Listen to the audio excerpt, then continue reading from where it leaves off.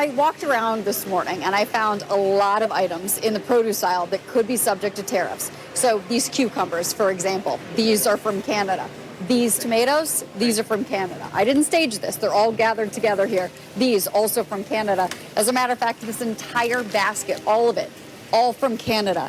And then this basket, this whole thing, if you can stay with me while I hold this up, that's all from Mexico. And Stu Leonard's here tells me there may be some items where prices are going to have to increase here if tariffs are applied to goods from Mexico and Canada.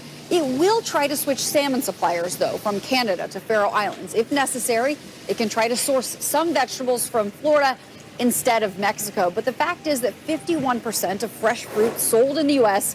is imported from Mexico, 2% from Canada. 69% of fresh vegetables sold here are imported from Mexico, 20% from Canada. That's according to the latest data from the USDA. Now, 3/4 of U.S. beer imports also from Mexico. Modelo makes up 8% of U.S. beer sales. Bud Light, 7%.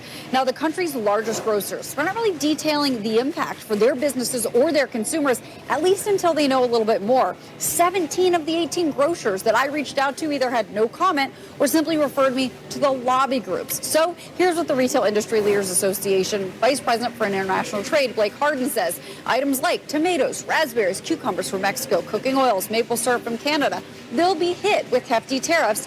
President Trump promised to bring down inflation, but if these tariffs go into effect, they will raise costs for American families at the grocery checkout and when they dine out. Now, grocers typically operate on very thin margins, between 1% and 3%. So any cost increases are very often passed on to consumers. Kelly and Brian?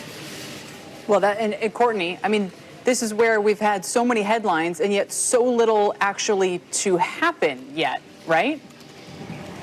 Yes, exactly. That is the thing. And so when we had Target CEO Brian Cornell on our air just about a month ago, a little less than a month ago, he said, look, if we get these increases, then we will likely have to increase prices. But what ends up happening, Kelly, is if you have a portfolio company, meaning a company that has lots of different items, some that are subject to tariffs and some that aren't, it may not be that easy to tell. He gave the example, or I should say Rick Gomez gave the example, a member of Target C-suite, saying if you have a Christmas ornament, we want to keep that at $3. We don't want it to be $3.60. So maybe we're going to take that 60 cents and move that price up somewhere else. So it may not be so easy for us to tell exactly where these prices are going to hit our bills.